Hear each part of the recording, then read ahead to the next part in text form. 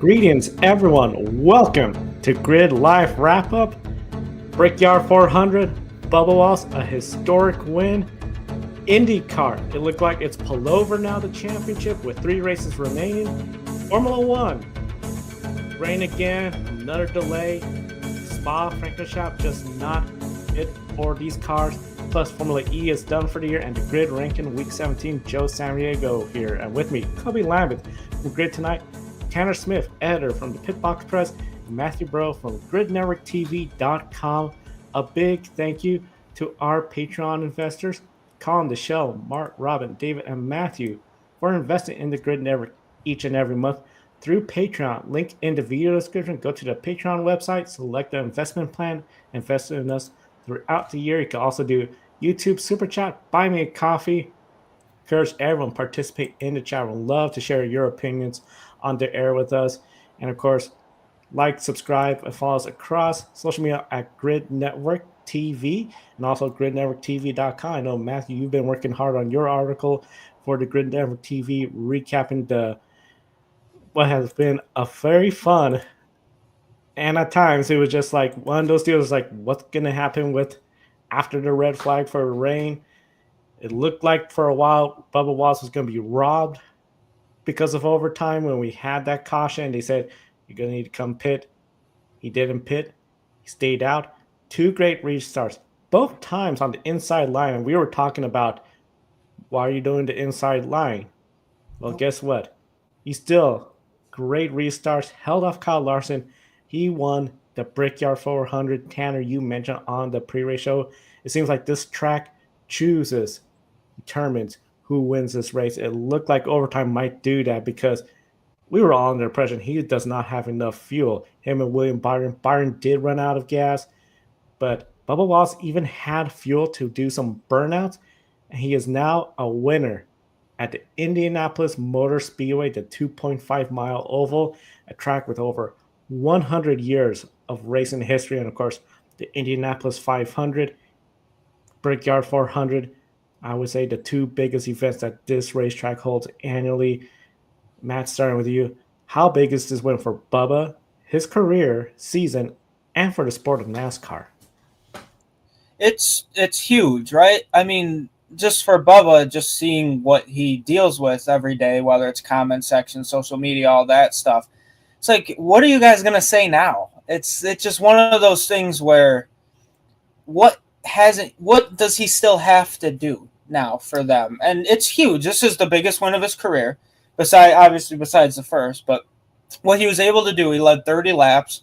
He led the final 20-something laps, whether it was a red flag for rain, whether it was overtime and then another overtime, and going against one of the best in the sport, one of the best at Indy, and Kyle Larson, who those two always seem to have a magnet with one another. But even Kyle Larson in his post-race interview said, congrats, he's a great guy. So it was cool to see, too, how many of the drivers really went up to him to celebrate. Like, I don't think a lot of people realize how much Bubba is liked in the garage, and even working with development drivers myself, how he's been able to help young drivers in the Legend Car Series and stuff like that. Like, Bubba has this positive energy around him that it's great for the sport. Like you asked, Joe, it's like him getting a win, ending a 100-race winless streak. That's tremendous. And to do it at arguably, like Tanner and I said on the broadcast before this, the pre-race, when we both picked Bubba Wallace to win this race, arguably one of the most historic racing facilities ever. And for him to be able to come out and win, I can't say dominating fashion, but I think he was probably going to win at the end without all the cautions and everything it seemed to be trying to throw at him, but he was able to do it. So I think it's big for Bubba. It's big for his family. Obviously, this is Beck's first regular season win he got to meet Cookie Monster too, Bex did. So I think that's pretty cool for Bubba's family and Amanda. But yeah, just especially too, not to be the guy to bring it up, but the whole stuff going on with the charters and everything, Denny Hamlin going out winning and then Bubba Wallace going out winning. It's just showing that you can throw a lot of stuff at 2311, but it's clearly not doing a dang thing right now except just fueling the fire to getting Bubba to be the first open car to ever lock in the playoffs for now, until we don't know if an injunction happens, so on and so forth. But big for the sport. big for his career. He's got 3 wins now, so it's come a long way. And then ending a 100 race winless streak is good for anyone, especially for a driver that spent the majority of his 2311 career on the playoff cut line, can finally lock himself in with a win. Yeah, I mean, you've really got to look at this from a number of angles, considering Bubba Wallace, who he is and how he's come up through the NASCAR system, all the things that he's had to battle through as a driver of color in this sport. For Bubba personally, I'm sure it's a massive weight taken off of his shoulders. I mean, we're talking about a guy that has only been able to win in the playoffs when he is a non-playoff driver to this point. His 2021 victory at Talladega came in October, the middle of the round of 12, and his win at Kansas the next year came in the round of 16 at Kansas. So for the first time in his career, Bubba Wallace gets to play with some house money throughout the rest of the regular season. Granted, it's only 4 more races, but that's still 4 opportunities that this 23 team can maximize their opportunities to advance past the first round, which they've done before, considering that they have a top 10 points finish from 2023 already on their ledger. Now, let's look at some of the other aspects of this question. As for his career, as I mentioned in the pre-race show, this win, no matter who comes away with it, you win at Indianapolis Motor Speedway, you are immortalized in the annals of history in auto racing. It doesn't matter what discipline, it does not matter how you did it. It only matters that you won and that the results were certified. Not only that, Bubba Wallace did it in incredibly immaculate fashion. The man and the 23 team behind him executed all day flawlessly. And when Joey Logano blew a tire with, I would say, about 22, 25 laps to go, Bubba Wallace, navigated right by him and then extended the gap to Reddick out back. And eventually it looked like it was going to be a gap that was going to be too much for Kyle Larson to overcome. And then the rains came. So not only did he have to carry the weight of 100 races lost before this into this weekend, he also had to carry the weight of bringing Sesame Street to NASCAR. He helped bring Cookie Monster in to be the Grand Marshal today. He had to, carry the weight of a team that is currently in a whole lot of limbo. And he put it all on his back and duked it out with, as he put it after the race, he had to duke it out with one of the best in the world, and Kyle Larson, someone he said is a privilege to race against. As far as for his season, obviously, I think that Bubba Wallace has a lot of really strong tracks for him coming up. I think that though he didn't have a great result at Iowa last season, it does share a lot of similarities to Richmond, where he has had several strong runs before, and I could easily see him possibly getting another win before this regular season's out. I mean, let's think about this. He's never gone into Daytona in the regular season finale and been able to actually, go out and race. He's had to go out there and kind of points race and just hope that he survives to the end. And granted, it's worked out for him, but now he gets to go out there and actually race at 100% and not have to go hit a number. On top of all that, though, let's just talk about how big this is for the sport and just for auto racing as a whole.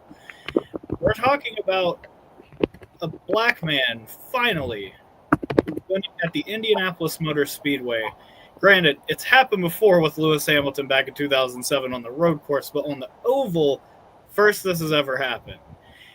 I don't think that that's going to ever be properly contextualized when you talk about the fact that black people for a long time were not even allowed to race at Indianapolis Motor Speedway because of, the nature of our country and how backwards things used to be. I just think that not just for NASCAR, but for auto racing as a whole, for Bubba Wallace to have pulled this off, it's nothing short of incredible and remarkable.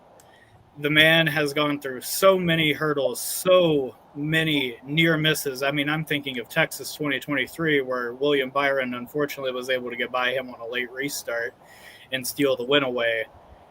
And for him to, not only save enough gas over those last several laps to even be able to make it to the finish line, it just made everything so much sweeter. And especially, as Matthew so eloquently pointed out, for it to be Kyle Larson that he beats, we're talking about a guy that since that Kansas victory in 2022, he and Larson have had so many run-ins together. We're talking about Las Vegas 2022, which we all know is a very infamous incident.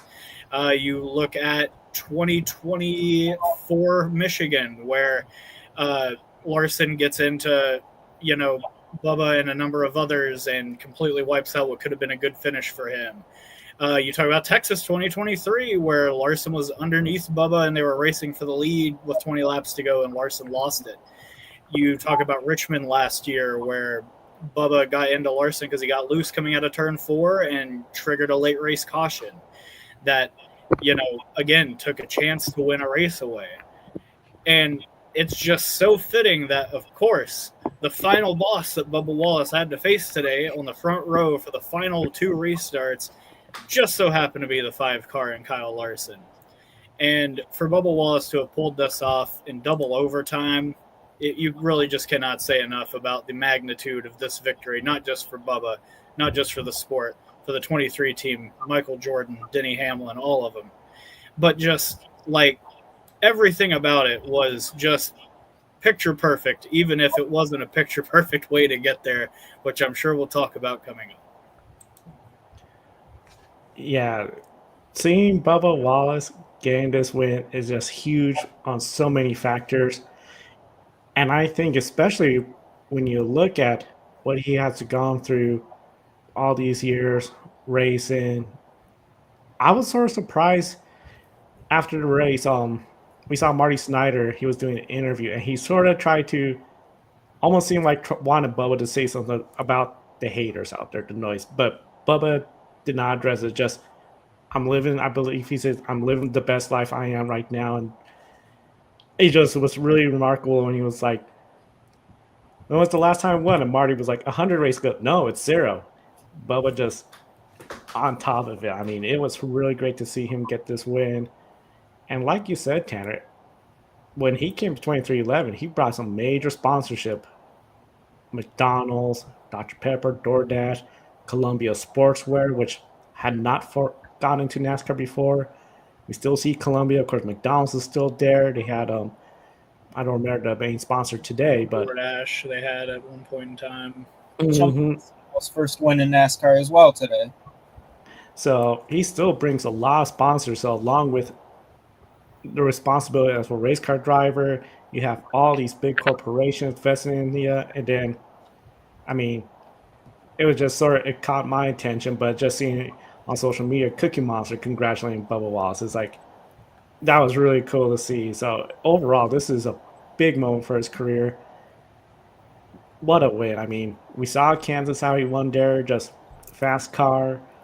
Here, as you said so well, Tanner, to beat Kyle Larson, not once, but 2 restarts.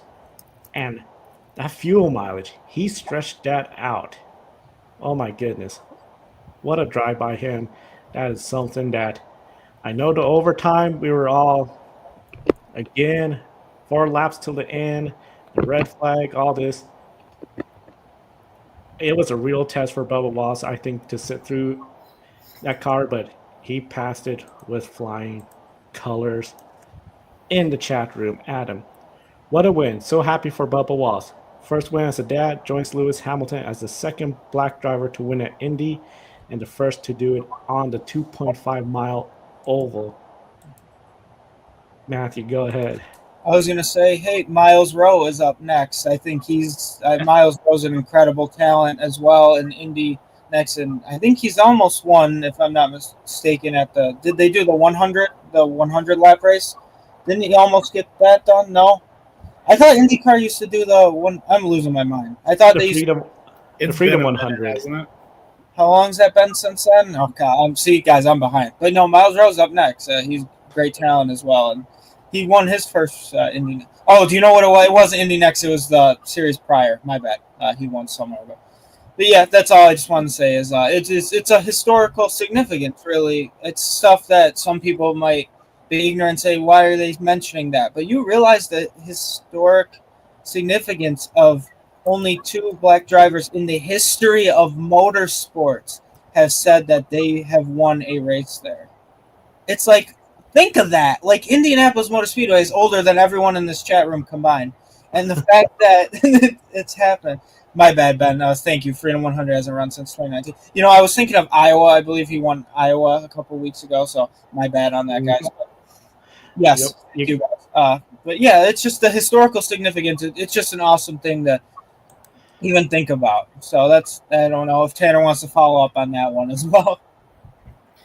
Yeah, I just think that what I was trying to get out of my mouth earlier and couldn't was that I know it sounds insane to say this, but for our country in a time where we are constantly seeming to move backwards when it comes to race relations, where we're trying to erase accomplishments by very acclaimed people of color, it's really awesome and important to signify when a person of color does something exceptional and exemplary. And honestly, it's just great to be a part of unprecedented times that are good for once.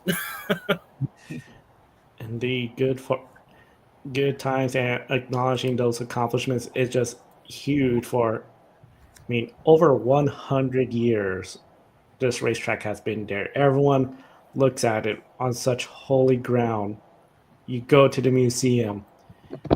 I'm curious if someday this Bubba Wallace car is going to be in that museum, because I think this is definitely one of those moments.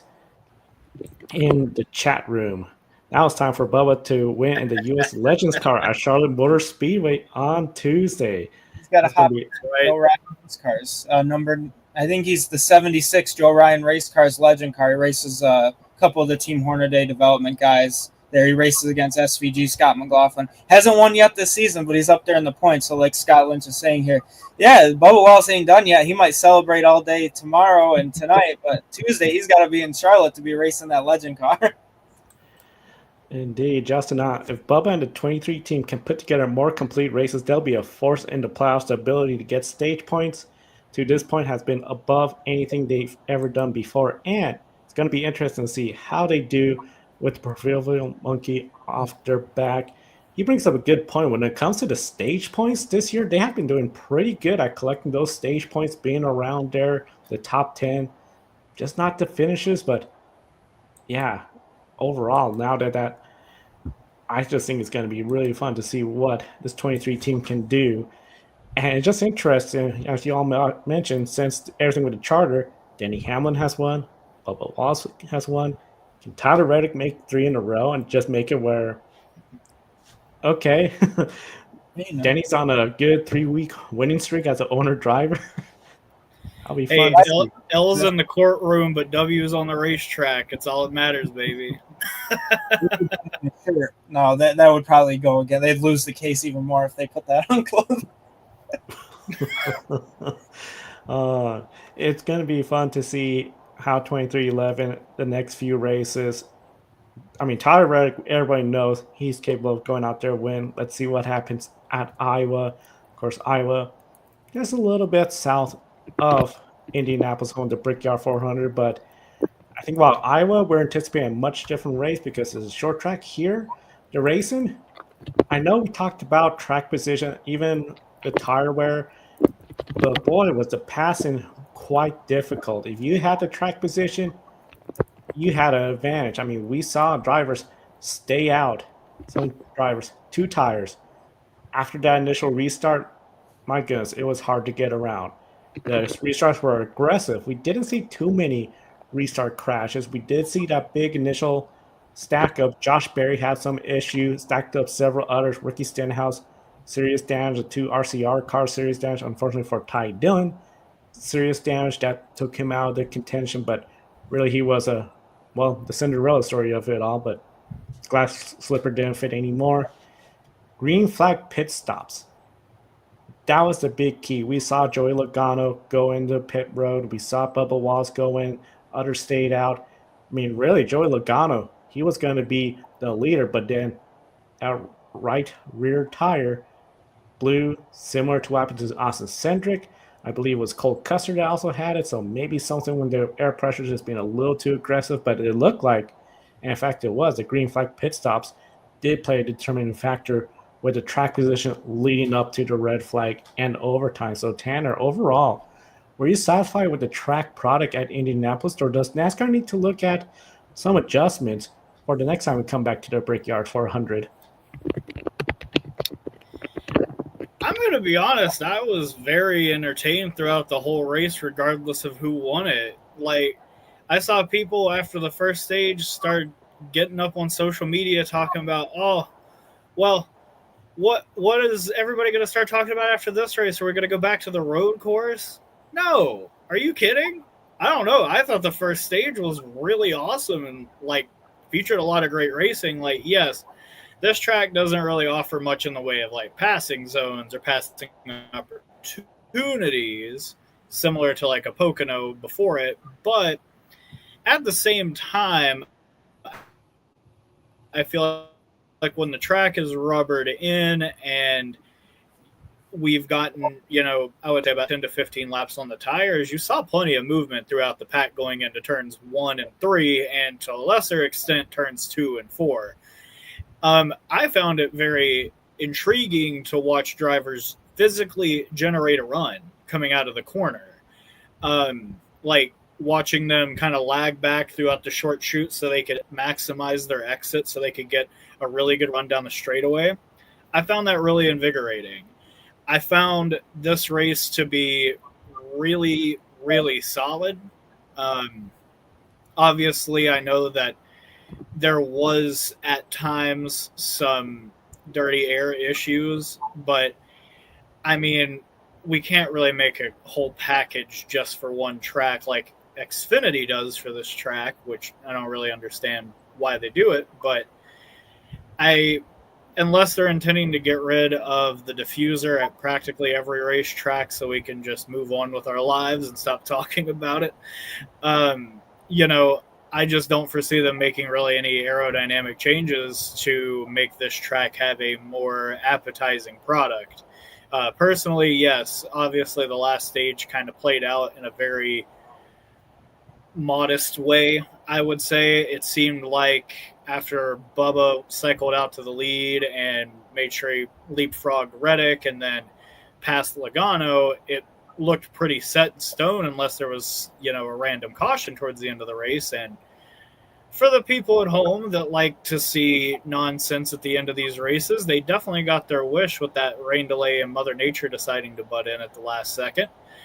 But at the end of the day, I felt that what we saw was a compelling oval product. It's just, I do think it could be more compelling with a little bit more horsepower and a little bit less underbody and downforce in general. So, like I said, I can't see them making a big, broad change for all ovals or anything like that. And I definitely can't see them making a move for just one facility or just this track in Pocono. So I think if we're coming back into next year and we haven't gotten any large scale plans to change the aero package, I don't suspect that they're going to do anything at Indy different than what they have been doing, unless, and it makes me almost ill to even consider it, but unless they decide to move towards a super speedway style package here, and God, I really hope that doesn't happen. Yeah, I think it's considered an intermediate on the websites, and hopefully they keep that style of package, because God forbid, if all that rumor from months ago that there's a possible track that might be reconfigured into a super speedway. I don't know if they were joking, saying it might have been Kansas or something like that. That was many months ago, but we don't need that. No, Indy's a good 2.5 mile course. But yeah, the track product, I will be the first to admit, I definitely crapped on Indy. I think for Crown Jewels, it was one of the worst, in my opinion, just the way it just didn't seem to have that type of it factor that we've grown to love about this speedway.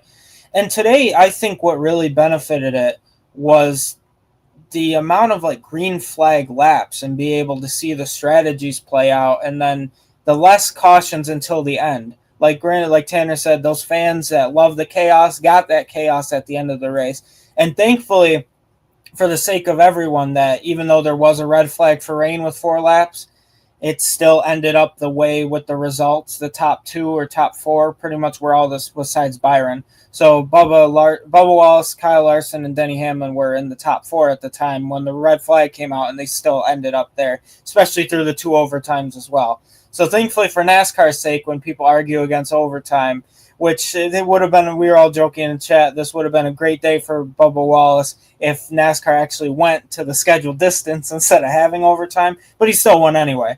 But the on-track product, there's always room for improvement, especially at these. I feel like this is a weird track because it's like a super speedway intermediate hybrid type thing, kind of similar to Atlanta, I feel.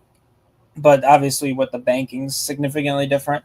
So there's always stuff to work on, but being able to see guys like Kyle Larson on newer tires move through the field and close that gap to Bubba Wallace towards the end before the red flag came out, that was pretty awesome to see. And usually I don't think we expected that out of this track, and I think we got that. So that's one step in the right direction, but knowing how stuff usually goes, when they take one step forward, sometimes there's 2 steps back. So we got to worry about that in that sense. But like Tanner said too, always room for adjustments, always room for improvement. I think this is a great starting point for NASCAR. I think what was the best about it was the lack of yellow flags, not including the stage break.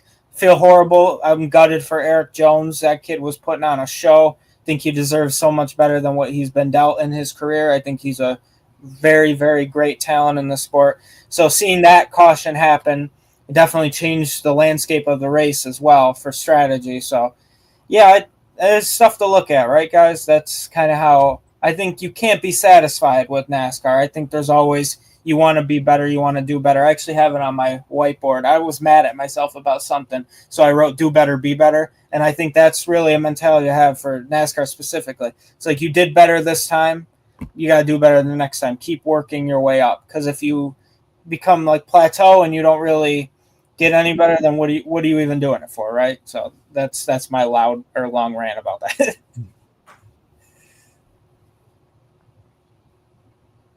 I think you're. Oh, he caught it. Yep, he knows. I was.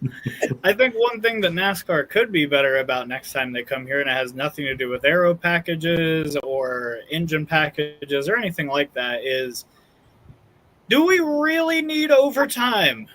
I'm tired of having this conversation. That caution flag fell with 5 laps to go. Could we not have just waved the checkered flag then? Because now you've got 2311, front row, Penske, and Hendrick all lost money because of this race going an hour and a half outside of its time slot, all for 4 laps. All for 4 laps. And we still got the same result we were going to get anyway up at the front. We got the same kind of top 5 outside of Byron. And again, like I said, he has to bear the brunt of this stupid rule that we have that is completely unnecessary. It's just like last week. We waved the red flag and waited it out an hour for the same guy to win. Are we not tired of this already? Like, it's getting ridiculous, especially today. It just seemed like you're stacking another obstacle in the way to get the same result, or you're using it to drum up intrigue in a race that would have already been intriguing to begin with the guy that was leading and coming to win with a 3.5 second lead. So, yeah, I feel like if we can come back next year and there's just either limit it to 1 overtime attempt, period, or just completely do away with it, I think everybody would be a lot happier. But at the end of the day, I'm glad that the driver that put it up all day was absolutely up at the front and took command of this race when it mattered most. I'm glad that that driver was rewarded with a victory for the 2nd straight week rather than shenanigans taking it out of their hands. And we've seen at the Brickyard 400, as you say, the shenanigans. I think of the year Casey Kane won the Brickyard 400. That was a mess.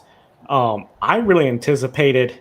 I mean, we saw that crash with, I believe it was the 38 and Christopher Bell on the backstretch. They took out several, and I don't know if you all saw the onboard from Christopher Bell. It looks, it's worth discussion. I mean, I didn't see it like how everybody did. I felt that it was definitely a lot different compared to what we saw in yesterday's race, which I'm sure Ben is going to be talking about plenty tomorrow. It looked to me more like when Chase Elliott and Kyle Busch were racing for position at Darlington in 2020, and Kyle Busch just misjudged it and completely cleaned Elliott out on the front stretch. It doesn't seem to me logical that Christopher Bell 1 would do something like that. He has shown us no indication that that's the kind of character that he has. Not only that, we're talking about a Toyota teammate was leading the race, and why would he ruin a Toyota teammate's chance to win? Like, it's a lot of things that don't add up to this being an intentional wreck. I think what was attempting to have happened there for Bell was he was trying to either cut behind and push the 34, or Smith is the 38, sorry. To either push the 38 or swipe behind him and go underneath him to get into turn 3. That, to me, is my read of the accident. It seemed completely unintentional, and I hate that that's kind of drummed up conversation about it, because I feel like it's going to distract from what happened yesterday, which to me is a far more egregious act that deserves suspension, perhaps. And I just feel like that is going to make the conversation around Austin Hill quiet down, which it really shouldn't. Yeah, it's yesterday, Austin Hill, I think, I know Ben and Brandon are going to have a lot to say about that. And of course, we'll be following it on Grid tonight. In the chat room, Ben with congratulations, Bubba Wallace, on winning the Brickyard 420. I mean, did it end up being exactly that? Yeah, it was 420. When I was writing the story, that's what the official results said. So I thought, yeah, that's funny. 20 extra miles. And then Nicholas. You made 20 extra miles on that tank of fuel. Whew. Yeah, that's amazing. So happy for Bubba Wallace, Nicholas, and we encourage everyone in the chat room, share your comments and opinions. Love sharing it right here on the air now. Bubba Wallace, feel good story. I think the fact that he won in overtime, I mean, if we saw the shenanigans of past Brickyard 400s and somebody else win, I think it would have been a lot of people voicing sort of frustration and getting tired of that overtime rule. But another positive story from this, in her 5th start in the NASCAR Cup Series, Catherine Legg, 17th place in the Brickyard 400. Her 2nd top 20 this year, overcoming being one of the slowest cars in the field and a developmental pit crew. 17th is better than her best finish at the Indianapolis 500 of 22nd in 2012. Live Fast Motorsports team praised her on the radio, noting her potential if they were allowed to go testing with her. They also said running a strong middle stint set her up for success today at the Brickyard. And during the pit stop cycles, she got up as high as 2nd place. That was really great. Then the pit stop cycles, she got the free pass. 17th place finish. I mean, just seeing her, she was ahead of Chase Briscoe, Shane Van Gisbergen, and of course everybody else on that 2nd page. So overall, Matthew, since she's been running Xfinity Series races on ovals, how impressed are you with Legg's progression in stock cars after today's performance? I'm loving every second of it. I was actually, I'm not going to say just as excited to talk about the race, but talk about like the result versus what she was able to accomplish. I mean, you love to see it. You really do. And she's truly a race car driver at heart. Oh my God, my hair looks terrible, guys. I'm sorry. I need a haircut. But no, she's an incredible talent. She is doing things in a Live Fast Motorsports car that have never been done. And she has such limited experience. She's really come a long way since the first Phoenix race. I believe she did when inevitably ended Suarez's day, I believe, if I'm not mistaken. But to see her, this is, I believe, her second best NASCAR finish ever. I believe she had a better finish in the Xfinity Series in her opening debut. Correct me if I'm wrong about that, but back in like 2018, I think it was like JD Motorsports or something like that. She finished inside the top 20 as well. But you love to see it. You love to see history being made like we saw today, and just seeing Catherine Legg slowly become the new, I guess, woman face of NASCAR, because it was Danica Patrick, and I mean, thankfully now it's Catherine Legg. That's a whole other conversation for another day, and I know we're giggling because we know what we've seen on social media, what we've seen on the broadcast for Sky Sports. It's a good thing that Catherine Legg has filled her role as the face of, I guess, women in NASCAR. So for her to be able to do this, and granted, I believe, was she the 21st driver ever to race in the Brickyard 400 and in the Indianapolis 500? I believe it was some stat like that. That's another thing we have to mention, how awesome that is. I mean, think about it. In the history of motorsport, history of NASCAR over 75 years, history of IndyCar even longer, right? And for them, or IndyCar car, all that stuff combined, right? And for there to only be 21 drivers to ever race in both the Brickyard 400 and the Indianapolis 500. And we saw her do that today. And for her to finish better in NASCAR and the Brickyard 400 than she did ever in the Indy 500 is actually kind of funny. I think she's a great IndyCar talent. She's great on endurance races, and I know she's won multiple races, if I'm not mistaken. I know she won an electric series race, I believe, many years ago as well. So she's more of a road course person. But to come in on an oval like this and be able to finish in the top 20 against some great NASCAR drivers is just, it's awesome to say. I enjoy it from not only writing about it perspective, which is a part of that in the gridnetworktv.com story you guys will be reading later, but also just in the sense from, I guess, a fan perspective to see a woman in NASCAR and not only be in the sport, right, but at the same time to finish in the top 20 and finish 17th in one of the most prestigious events of the year. You got to love it. That's how I'll end my long statement. Is you just got to love it. I think that it's just fantastic that there is a certain subsect of NASCAR's fan base full of ding-dongs, doofuses, and goofballs that are totally upset at the fact that not only Bubba Wallace won, but the fact that Catherine Legg came home with the top 20 and beat the likes of Chase Briscoe, Shane Van Gisbergen, and Josh Berry. So let me just get that out of the way first. I do find great joy in that. But just to speak on the merits of it itself, I mean, Catherine Legg was on the lead lap all day in a live fast car. I didn't think I'd ever see the day on a non-road course that would happen for anybody in that car, to be honest with you. And that's no disrespect to BJ McLeod. He was out there to just finish the race, not damage the equipment. Now, Legg, she obviously has had her struggles in her first little stint into NASCAR this year.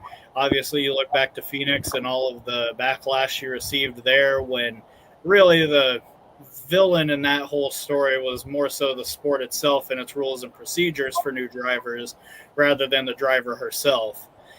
Not allowing her to get adequately prepared for an event where, again, you only get 20 to 25 minutes of practice every week. So, yeah. I found that her speed today was actually quite impressive as well. Like, she looked pretty sporty out there at times, and it looked like she was actually making some passes towards the back end of the grid as the race kind of wore on. I feel like if they came back next year with the data they collected this year, they could actually compete and not, like, get a top 10 or anything like that, but I think that they could actually move up the grid a little bit in terms of their raw pace and, you know, contend for like a top 20 on like sheer pace rather than like, you know, we had a ton of cars today fall out because of that stage 2 restart that went really, really awry. So, yeah, I felt that what Catherine Legg was able to accomplish today is very, very impressive, especially in the equipment she's been given. I saw somebody on Blue Sky say something to the effect of, I find finishing top 20 in a live fast car to be more impressive than winning a race in a JGR or HMS car. I don't know if I'd go that far, but I did find it a pretty funny observation that I thought I'd share. But at the end of the day, yeah, Catherine Legg put in a fantastic performance today, and honestly, it's giving me a lot of hope for her potential in this series if she continues to, get at bats in the NASCAR Cup Series. I feel like for someone only in their 5th start, it seems like even in this not so great equipment, she's really logging in a lot of fantastic efforts and keeping the car mostly clean. And I feel like if her and Live Fast can kind of build off of that going forward, or her and another team can build on that going forward, I think that'd be really cool. Honestly, I didn't even think about this until literally just now, but like, what if she's been getting all these Live Fast reps because Dodge is trying to help her become one of their drivers for Cup when they move into the Cup Series in 27 or 28? I know she'll be a little long in the tooth compared to some of the rest of the drivers on the grid, but I don't know. Dodge looks like they're trying to make a big splash when they're coming into NASCAR, and having a very accomplished female driver as part of their lineup would be a really solid way to help pitch yourself. That would be pretty big, of course. I personally think that could be really great to see Dodge make a statement like that we're going to have an accomplished female driver on one of our teams our first season back. In the chat room, Justin, what she's pulling out in the 78 car is insanely impressive. I've seen her race in person at Rockingham, and I'm so happy she's getting results to show her pace and progression. I mean, we've known for a long time how good of a racer she is. IndyCar, of course, when you're at Indianapolis Motor Speedway with Rahal, Letterman, Lanigan, and it's a year where Rahal, Letterman, Lanigan struggling, you're not going to get a lot done. But what she was doing today, and especially running up in 2nd place, something else, Matthew. Yeah, fun. I want to point out a fun fact. I was just messaging you guys in the group. She actually, although she's only done 5 races, so it's a small sample size, she actually averages almost double the amount of points earned per race than Cody Ware does, who's the only driver, or the first driver ahead of her in the standing. So Cody Ware has 22 races and 149 points, I believe. Yes, and she has 56 points in 5 races, which is a good for 11 per race versus Cody Ware's not 11 per race. So I think that it's actually a really cool thing just for her. And no offense to Rick Ware Racing Equipment, but and no offense to Live Fast Motorsports as well. But those two seem to be the most equal in the sense where just underfunded, right? At the end of the day, nothing against those guys and gals. They work their butts off, but the funding isn't really there. So for Catherine Legg to come into the sport with really not a lot of oval experience, more so road course, versus a guy like Cody Ware, who's been in the sport, seems like forever. And just for her to outperform him technically, it's just kind of a very interesting thing to say. And another one, I don't know where Hocevar, this is actually the first race, too, that Carson Hocevar has beaten Catherine Legg. So she's 4-1 against him right now. Because Hocevar's had terrible luck lately, too. But no, those are some fun facts for the viewers at home, just trying to add some more stuff to the conversation. Yeah, this is something for Live Fast Racing. I mean, it'll be interesting to see if they could get more race times with her in the Cup Series. And of course, we still got Watkins Glen. That's going to be another, since she likes the road courses, another great opportunity for her. The next race, though, however, that'll be at Iowa Speedway. And that will be on the USA Network with NBC Sports as they lead the sport into the playoffs, 4 races remaining. TNT's run of 5 races coverage is over. Their first year in this new deal, which includes Amazon Prime and, of course, Fox, to kick off the season. TNT put a lot of focus in the in-season challenge tournament, which saw Ty Gibbs defeat the underdog. The Cinderella story came to an end. Ty Dillon, 2nd place, but I thought it was a cool gesture that Ty Gibbs was willing to share some of the money with Ty Dillon for a charity of his choice. Tanner, thoughts on TNT, especially compared to Fox and Prime this year? Oh, Joe, I'm so glad you asked. I have a lot of thoughts. So let's start with the comparison to the other two providers that have already broadcasted this season, I would certainly place them a shade above Fox. I think that Fox just doesn't have any energy, doesn't have any life to their broadcasts, and they are constantly missing shots or doing a side quest with the cameras when there is action on the racetrack more often than you'd really like. I felt that Prime did a great job at practically everything. The only thing that I felt that Prime could improve upon was getting more driver interviews that finished in the top 10 after the race.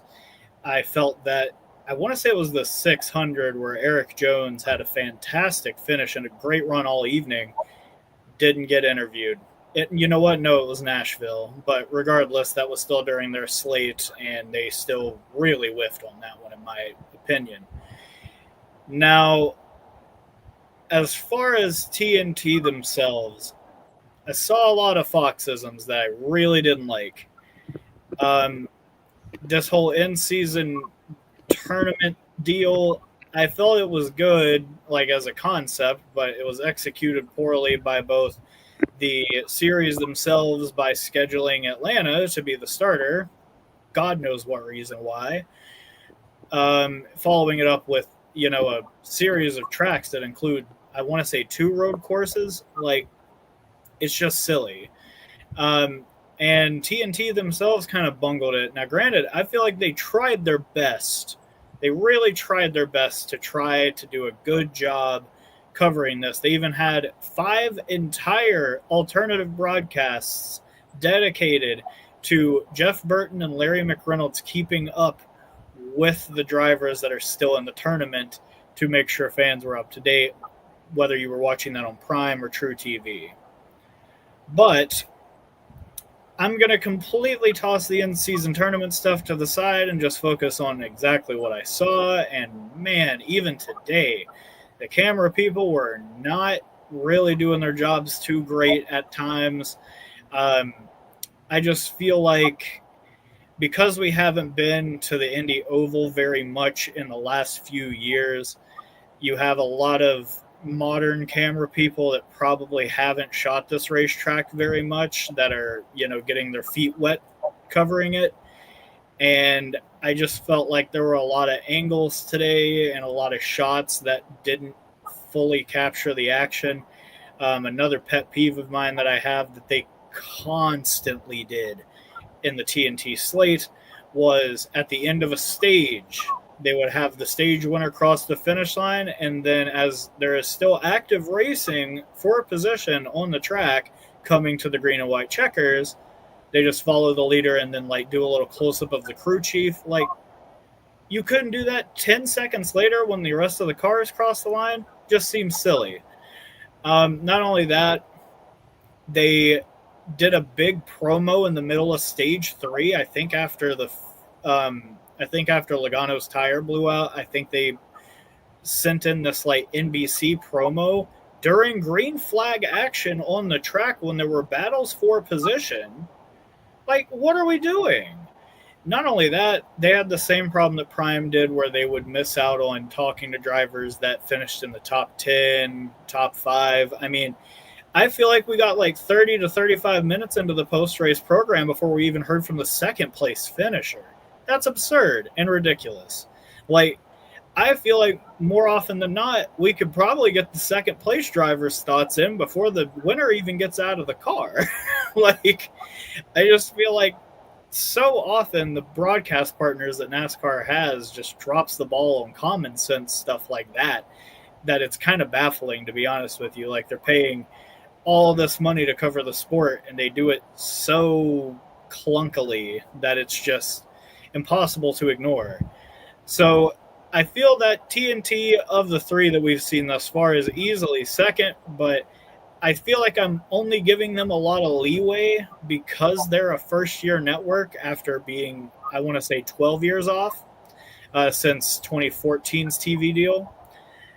And at the end of the day, I feel like going forward, TNT does have a really solid cast of characters on their staff, and I feel like they'll take any criticisms that they receive, seriously and try to work harder going forward. But man, even the booth, which was the exact same with this set of broadcasters as the Prime group, even they weren't as good, I felt like at times. And I don't know if that's like a behind the scenes people that work at Prime versus TNT kind of thing.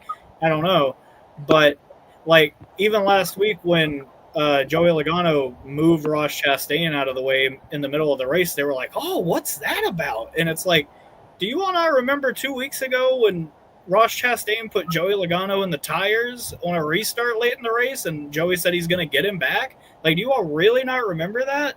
That's what people on the back end, behind the scenes, should be making sure that the talent is aware of. Like, a lot of things happened with TNT that I feel like with Prime, they didn't really make the same mistakes. So it was kind of jarring to see them make those kind of errors when, again, we'd already seen those three people be better in a different setting.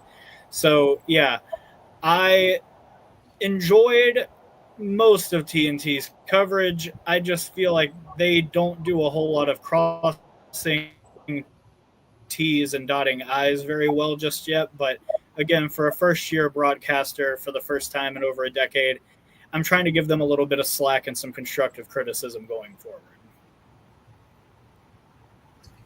Yeah, I can agree with that. I think the one main issue, or I guess we're not acknowledging, is that Amazon Prime set the bar way too high for everyone, and I think we're going to be disappointed regardless of what happens. And I think I worked in television a year, give or take, and I'm not going to say I have any idea of what I'm talking about. But producing, there's a lot that goes into it. I was more of a multimedia journalist and stuff, but I wasn't a producer. But seeing what they're able to do, it clearly stems from in-house issues. I don't know if it's you're getting used to it. Because granted, with motorsports, it's a lot different. You got so many different cameras that you're constantly looking at a screen like this, a bigger screen, and you got to point to camera 1, then 7, then 12. So granted, I think there's, like I said, pointing at the whiteboard you guys can't see, do better, be better. I think it was a decent start for TNT, and I think one thing it's hard to fathom is that they had a lot of the same people from Prime, and then it's like you saw a legitimate fall off. But still, Fox, I will thank life that the Fox crew that called the ARCA race at IRP and called the truck race, I am so thankful that they weren't the same crew that would call the Xfinity or Cup race today, because just that's the issue over there, I think, in my personal opinion. Nothing against them. It's just the excitement level is just not there for anything, I feel. But for TNT, I think they're easily a solid 2. I think most of us can agree that it's Prime's up off the screen here. TNT's probably here, and then Fox is probably, I'm up on the second floor of my house. Fox is probably down in my living room somewhere in terms of what we see product. And I know there's a comment too, which we'll touch on. Yeah, you got to give, Fox has been doing this a lot longer, and TNT, it seems like they've figured out. Maybe Fox got a little too comfortable. So now I'm worried NBC is going to get a little too comfortable with USA and USA Network, obviously, NBC Sports. But thankfully, Lee Diffey's back, and I cannot be even more excited to hear Lee Diffey again. And one of my biggest regrets was being at Watkins Glen last year and not being able to hear Lee Diffey's call live on television when he had Chris Buescher and Shane Van Gisbergen. So that's all I got to say about that. But yeah, and also I wanted Ty Gibbs. It's crazy, and just to touch on the in-season tournament really quickly. Great. I love the idea of it. Definitely hated the way it started at Atlanta. And then you had road courses in between. It just did not seem like the smartest thing to do, but since of the partnership with TNT and those were the races they were allotted, that's why it happened like that. So I wonder for next year's deals what's going to happen. We're going to have 4 or 5 networks that cover NASCAR. If you count like Fox Sports and those affiliates, at least 6. So it's going to be interesting to see. But it's Ty Gibbs. Congratulations to him. $1 million is a lot different to the Gibbs Racing organization than it is to Colleague Racing, who is rumored to be the next contender for Dodge. Maybe Catherine Light can go over there. All right. But so for that, Ty Dillon's a lovable guy in the garage from what I've heard. Most of the guys like him, what he's able to do. He's a hard-nosed worker. You could say he's more blue-collared, right, than the Richard Childress comments. Though that's a whole other conversation. We're just being a hardworking guy. Ty Dillon will do anything for a sponsor, so I always have to point that out. Working on that side of things is Ty Dillon's great, and yeah, congratulations to him almost winning it. Congratulations to Ty Gibbs getting it done. I don't know if the ratings would have been better if we saw like Chase Elliott against someone, but I think their lack of focus on the event in that specific thing was due to the fact that Ty Dillon was literally in 25th or worse this entire race, and Ty Gibbs had a couple moments inside the top 10, and that was it. It was kind of, I'm going to say it was really the worst ending to the in-season tournament, where there was like no action at all. There was no battling. It was just Ty Gibbs probably was ahead of Ty Dillon for all 168 laps of the race. Yeah, it wasn't exactly the most thrilling finish. No bump in the last lap or anything. I mean, really, Ty Dillon has been able to provide a lot of that, like especially Sonoma.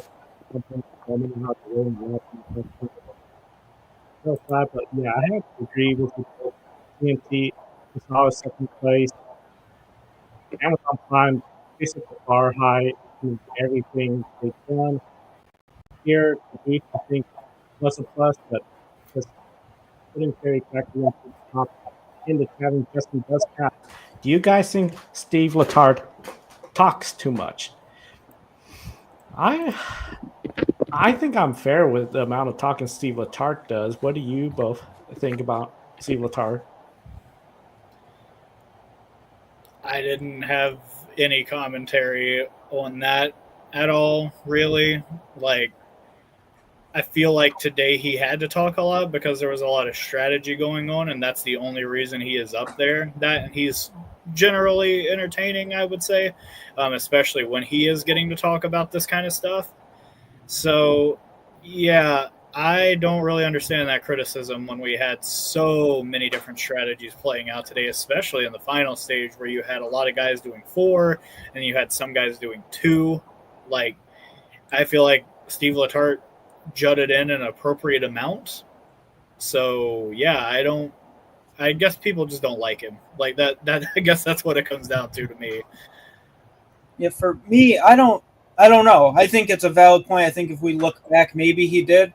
At the same time, compared to what we see on Fox Sports, just sometimes what I just think for Fox, it's not anyone individually, but it's the timing.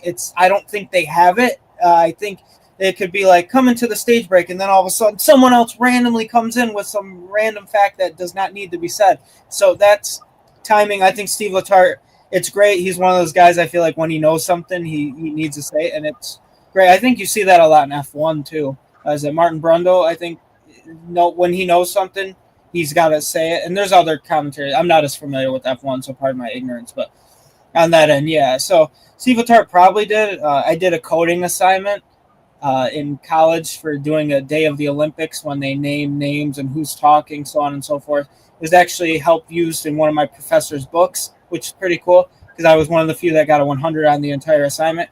What I'm getting at is that coding is hard, and I think somebody could possibly look at the amount of time each person talks and when they talk, and I think it would be a fascinating study to do. However, financially, I don't know if they want to pay me to do it. I'm sure I would like to sit out a couple of days and just sit and watch the broadcast and take notes. But, yeah, that's my thoughts on it. But I think it's valid to say some people do feel like he talked too much. Me, I didn't even pay enough attention, to be honest with you. You brought up an interesting point today during the IndyCar race. And of course, IndyCar's on Fox.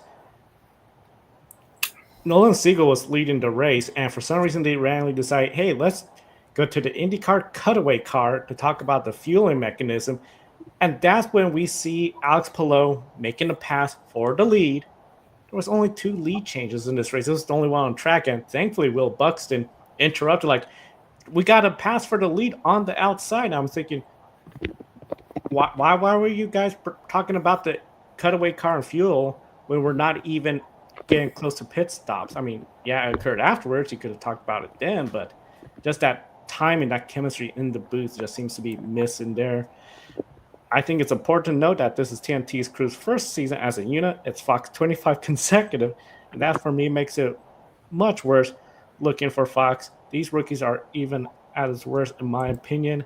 And then Denver, Dale Earnhardt, Steve Letard, and Alex are a good combo, but switch Lee Diffie with Adam with odd races on TNT. I love That'd be the loudest booth that's ever existed. He definitely can make paint drying the most exciting thing in the world. I think he's one of the best in the business. So I do like Adam Alexander a lot, though, too. I think he does great for the CW in the Xfinity Series. That's him. No, I'm not. Yeah. Right? And I feel he's really stepped up. Okay. Sorry. Yeah. Go ahead. Go ahead, Tanner. So. Oh, no, I was just confirming that he is the CW guy. Yeah, I just want to make sure. Yeah, I feel he's really done a great job at Alexander this year. It's going to be really interesting to see, of course, the rest of the year with NBC covering NASCAR. And, of course, that first race at Iowa Speed will be on the USA Network. That concludes our NASCAR coverage, a full 1 hour into the show already. Matthew, we'll go ahead and let you hop off. But before you do, what is your one shining moment from the race weekend? There's a few, I think, non-obvious ones. Nick Cassidy all of a sudden turning it on in Formula E.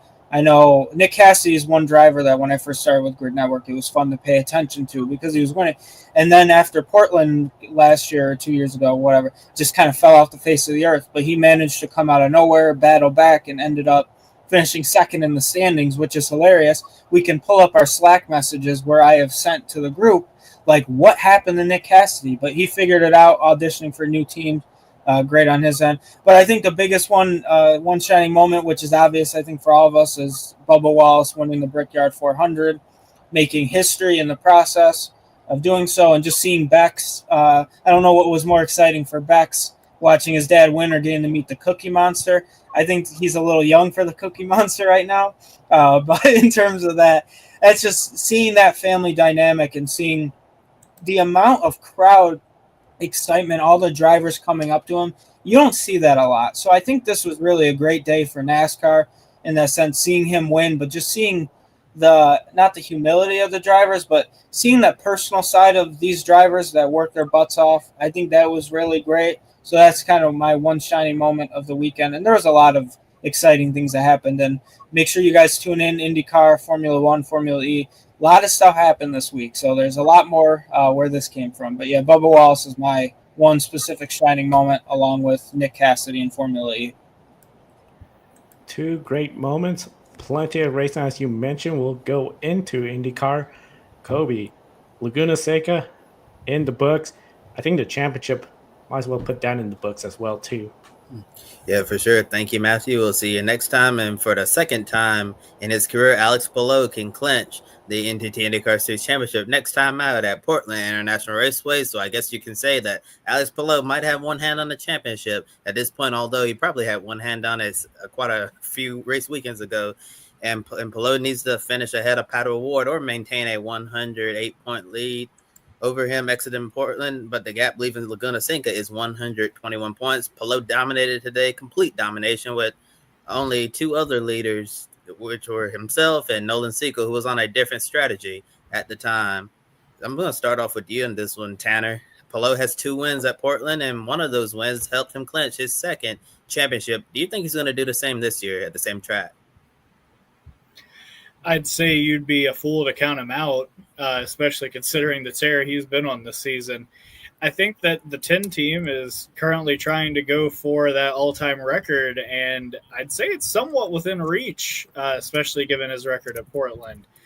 I feel that to say it this far out from seeing cars on track would be a bit silly as well, to say that he's going to go out and do that, but I have a very strong feeling that he is going to lock up the title by the end of next weekend's race at Portland. And I think that Joe is going to be able to bear witness to a championship celebration in his hometown. So that'll be pretty cool. well, not his hometown, but where he lives. And you really can't say enough about the 10 team this year, especially with the absolute clinic they put on today. I felt that as soon as Palou got away on lap 1, no one was going to catch him.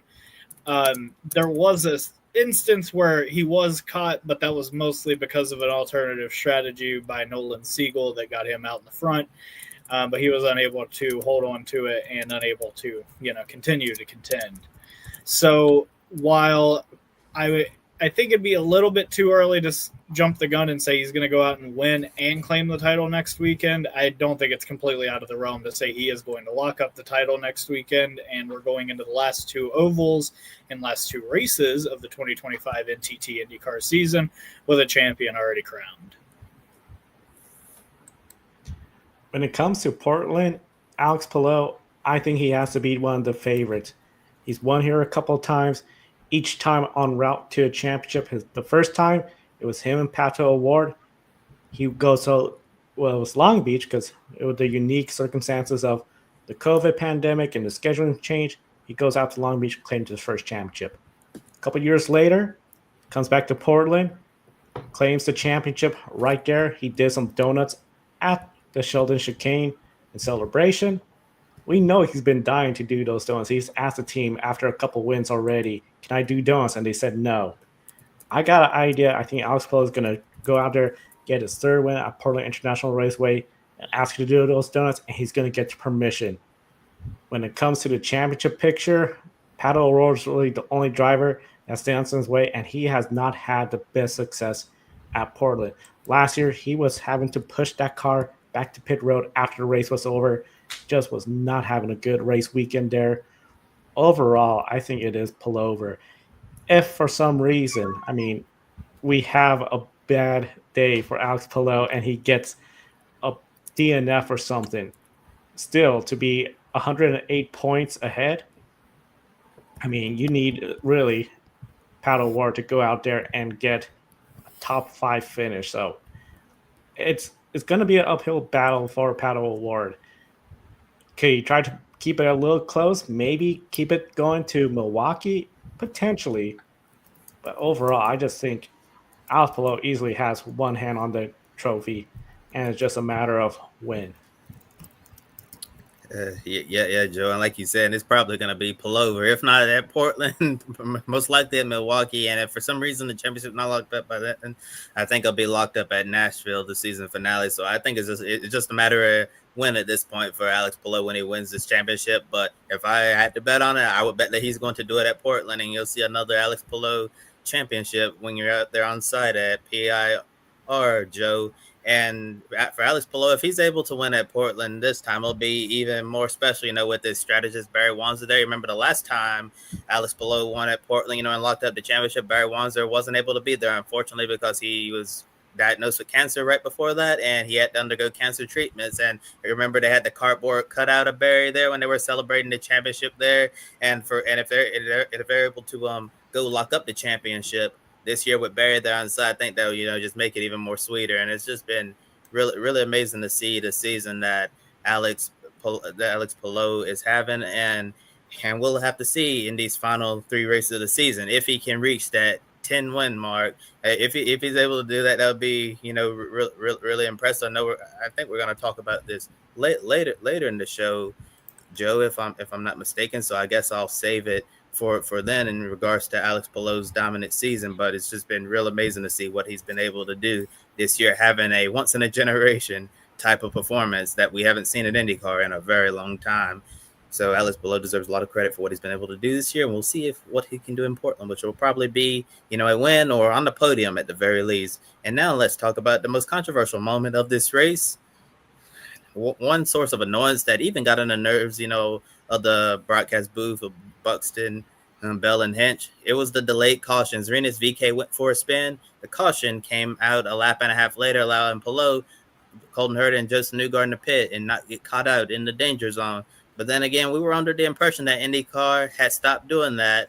Like when a car is in trouble or whatever, they wait for everyone to cycle through the pits, and then they throw the caution so no one gets caught out in that danger zone. But today, it looked like they reverted back to their old ways, And then we had another incident when Marcus Ericsson spun in a treacherous blind spot on the track, and it took IndyCar a long time to put out the caution. And that's when you really, so I heard the booth getting frustrated with IndyCar saying that caution needs to come out right now. It should have come. I think one of them said they believe it should have come out immediately because of how dangerous of a spot Marcus Ericsson was in. And they actually showed the onboard, but one of the drivers, like, you really could not see Marcus Ericsson over there until like you come up the hill, like right up on him. So there would be little time to, for you to react, if he was like sitting like right in the middle of the road there a little bit further to the left.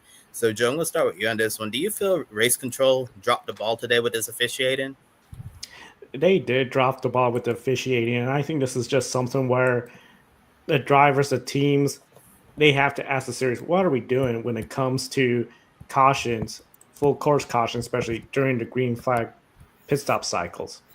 Because at the end of the day, we know how teams had said, we don't want you to wait for everyone to get a chance out of this so-called danger zone. Just bring the caution out. It has to happen. Now, I can't help but notice the three cars that benefit the most were Alex Palou, Colton Herta, and Joseph Newgarden. I mean, if that caution had came out before they had all stopped, very different story. Alex Palou, either he had to stay out, be on older tires, but be at a disadvantage for the rest of the race, or pit, and then he does not have that track position no more. It could have been a big shakeup for those three drivers. So overall, it's just not a good deal because essentially it is race control manipulating the race by saying we're going to allow Rinus VeeKay to sit there in the gravel pit. He may have the wheel spinning, but he's not going to get out. That gravel pit there was deep. For Marcus Ericsson's incident, I have no idea what race control was thinking.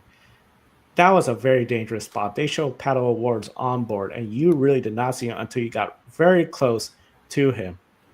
Yes, there was a local yellow, so don't go side by side, but still, this is racing. Somebody goes do the same mistake Marcus Ericsson did and then collide with him broadside. IndyCar officiating will be getting a lot of heat from that. I just see this as a big mistake by race control. They have to own up to it. I don't want to hear, they just didn't want to ruin the race because of the caution. No, the teams have said don't do that before. I think the fans unanimously have said don't do that before. What happened with Marcus Ericsson, they just simply dropped the ball, in my opinion.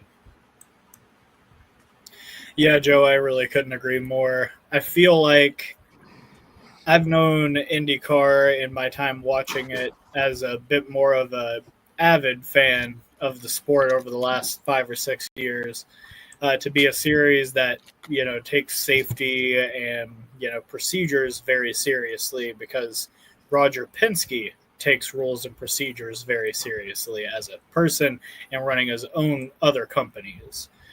And I feel like this season in general, and today especially,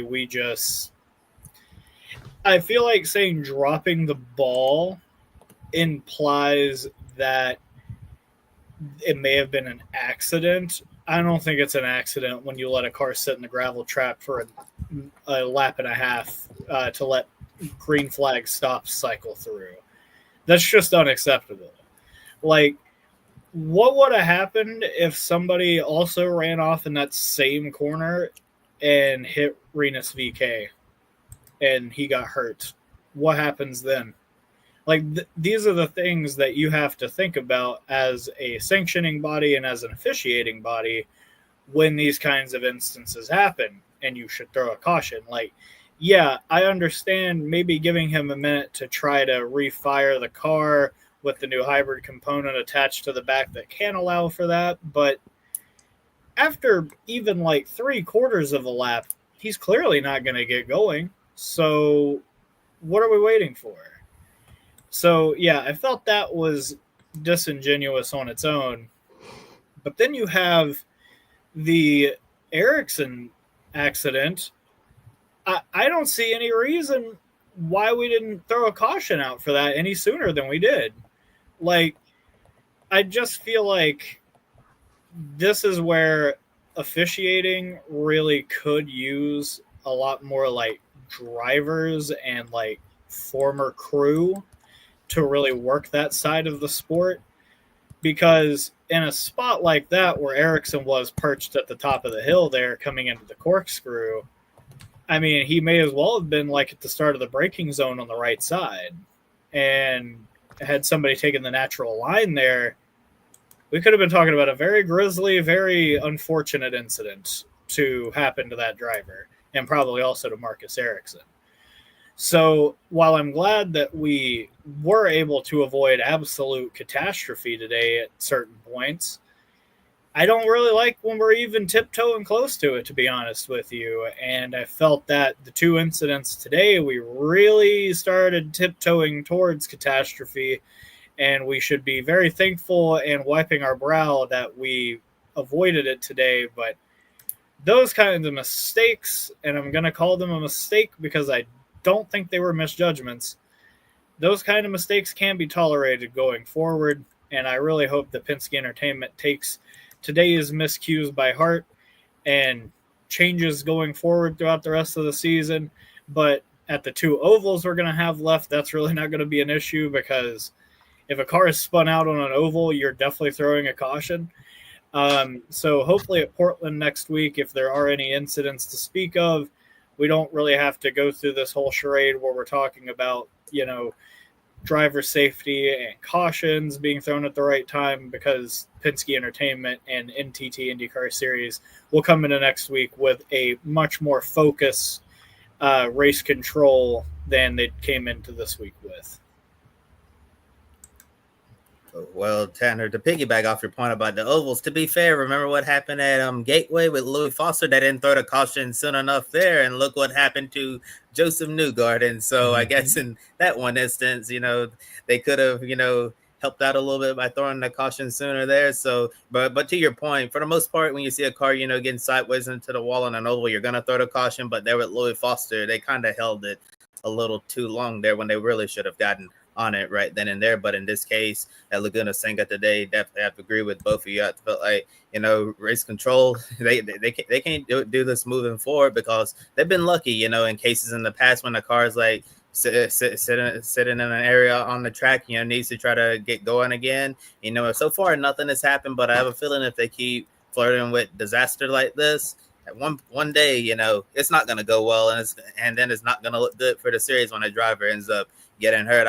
And yes, Marcus Ericsson, while he was off the racing line there, you never know what could have happened. There could have been a battle exiting that corner. Then you see someone, go off to the right, and then Marcus Ericsson sitting there. And by the time you look up, there's no way you can possibly react. And then, we have a really bad situation going on. Thankfully, today with, the VK and Ericsson incidents, nothing terrible happened. But if race control, doesn't fix what happened today, one day you're not going to get lucky. And then it's going to be a real sad day in IndyCar when someone is injured. And I believe we have two comments in the chat, Joe. One from Denver saying that Alex Palou might win the championship this year, but next year he might have a target on his back by teams and drivers alike. Well, I think if anything, Alex Palou will definitely try to make the other teams and drivers, go to work even harder over the offseason to try to catch him and all of that. But if they have a package, which they will, similar to this year in 2026, then I think Alex Palou could be really hard to beat. But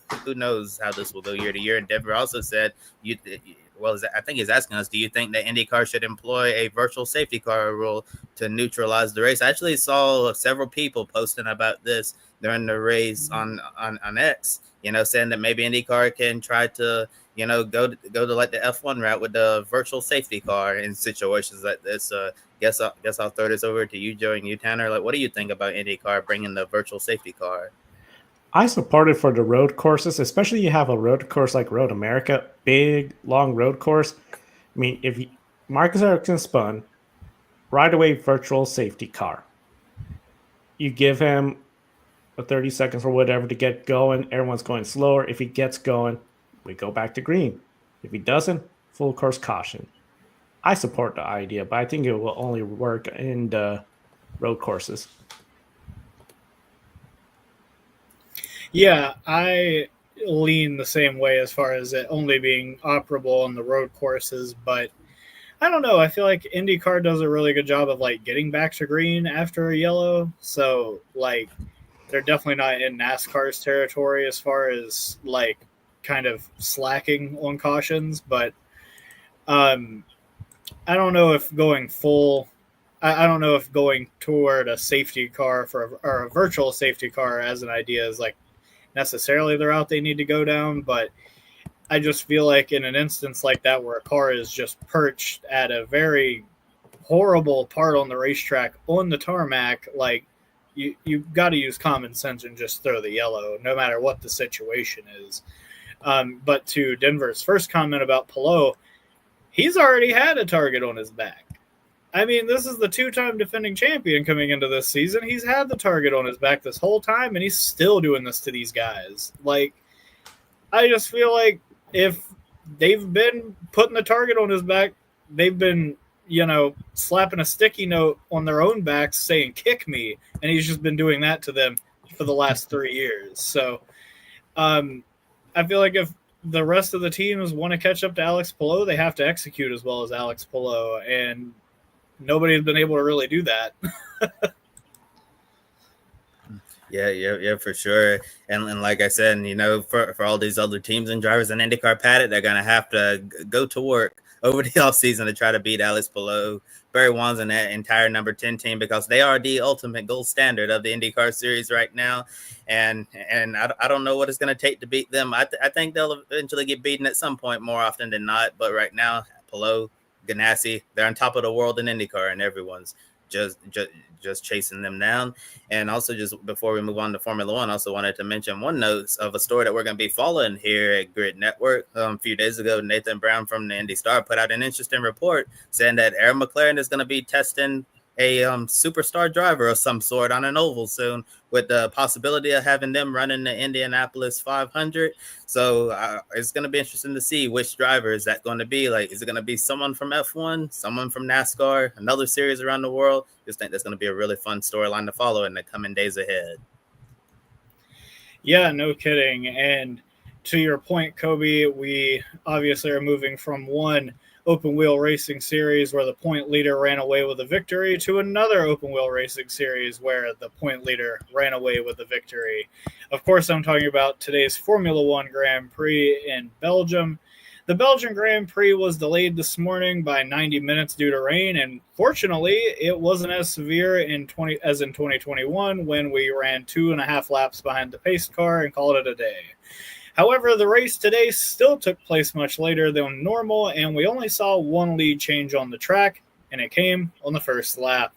The rest of the day was rather difficult with really no changes up at the front, and on top of that, even the battle for the podium kind of stalled out with Max Verstappen's Red Bull being unable to maneuver around Charles Leclerc's Ferrari, and Ferrari claimed the last spot on the podium with Lando Norris in second and Oscar Piastri winning the race. So, Joe, I'm going to kick this to you. This race is usually a fan favorite, but over the last few years, it's seen a lack of good racing. So are these F1 cars at this point in time just not a good fit for Spa? I'm starting to feel that way because we've seen in the past this track produce some great racing, great memories, and always been a fan favorite. I mean, from Radion and Rouge, just the atmosphere of these fans, the fact that it's 4 miles long, it has all the makings for a great race. Flat out, so many high speeds. But just the way the things are working out, let's start with the tire situation. F1 cars, the drivers, they don't want to go on those wet tires. They will wait till anything to get on those intermediates. The track was pretty, in my opinion, raceable when they did that first lap. I think they could have got going, honestly, race, but I get it. Safety is the number one concern. I understand that. But I just feel like, okay, we're losing this aspect of the sport of you're racing under wet conditions. By the time we were racing, the track was pretty much dry and everyone was switching to slick. So I feel like, considering how big this track is, the location of it, where weather is an issue all the time, you don't want a repeat of 2021, something like what they had where if they could put this as the last race before the summer break, in case they need to postpone to Monday, I think that would be a great idea.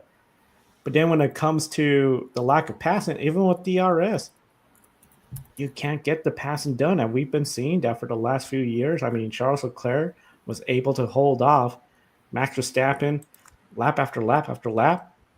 Really, I mean, it was just pretty much game over. I mean, we saw Lewis Hamilton start towards the back, come towards the front, get to Alex Albon, just stalled out. Even with DRS, just could not get around him. So overall, I think these cars are just not a good fit for it when it comes to the weather situation, especially with what they got with the situation with the intermediate tires, or else they rarely use the wet tires. And even when they switch to the wet tires, 9 times out of 10, I feel like we just get a red flag because it's really heavy rain at that point. I mean, as much as I love Spa-Francorchamps, I'm hoping the new car regulations brings a better product, brings better racing, and hopefully a solution to allow the drivers to race in the wet. Yeah, Joe. I don't think it's a track problem. I agree with you. I think it's a problem with the cars because if you watch Formula 3, especially F2, you can see some really good racing and overtaking. And personally, I enjoy watching Formula 3 and Formula 2 more at Spa than I do Formula 1 because you'll actually see some action. Unfortunately, with these current cars is, really difficult to pass, not just at Spa, but other tracks as well. And I think when you come to Spa-Francorchamps, you look at it as one of the, historical tracks on the schedule. Yeah, this is one of the great tracks in the world that you want to come to and you want to win, especially, going all out full throttle down into Rouge and through Rodion. And there's nothing gets better than that at Spa. And then, going full speed down the Kemmel Straight and all of that. And as we know, we talked about this on Grid tonight, Spa is going to no longer be, an annual stop on the calendar. We're going to start seeing it, in the next few years. We're going to see Spa every other year. Like 1 year it's going to be on the calendar. The next year it's not, which is super unfortunate. I think, like I say, Spa is one of the great tracks in the world. But I think if, Formula One was able to, design a group of regulations that was able to, put on a much better on-track product, I think the racing would certainly be a lot better. But to answer your question, Tanner, these current F1 cars, don't seem to be a good fit for Spa as other tracks on the schedule. Yeah, there's no doubt about that. And I do feel like, this conversation about the track comes up often, but I do see we have this comment here from Denver. I'm glad that Oscar won. He needed that, but story of the day is when Nico Rosberg hijacked the grid walk and pretty much put Jos Verstappen on the spot. That was gold. Yeah, no kidding, Denver. But yeah, as far as is the track bad or is the car bad? I feel like we have that conversation a lot in NASCAR, so it's kind of odd seeing it filter over to open wheel series like Formula 1 and IndyCar. But enough about that. Let's focus back on the drivers that ran up at the front today. So Oscar Piastri obviously claimed the win, his 8th of his career, over Lando Norris and Leclerc in 3rd. Piastri earned his 6th win of the season in just the 13th race of the year. We got 11 more coming up, with the next race coming in Hungary, which has been a bit more unpredictable as of late. Then the summer break comes after that before heading into the Dutch Grand Prix. Kobe, starting with you, could this summer break help Red Bull regroup? Definitely. And to be fair, since we've had a short break, since they got rid of Christian Horner, they've already had a little time to regroup. But I think getting most of the month of August to regroup is certainly going to be great for this organization. Max is Max. He's going to do what he's going to do and get the most out of the car, which I felt like he did today, and then surprise some people in the sprint race with his performance there.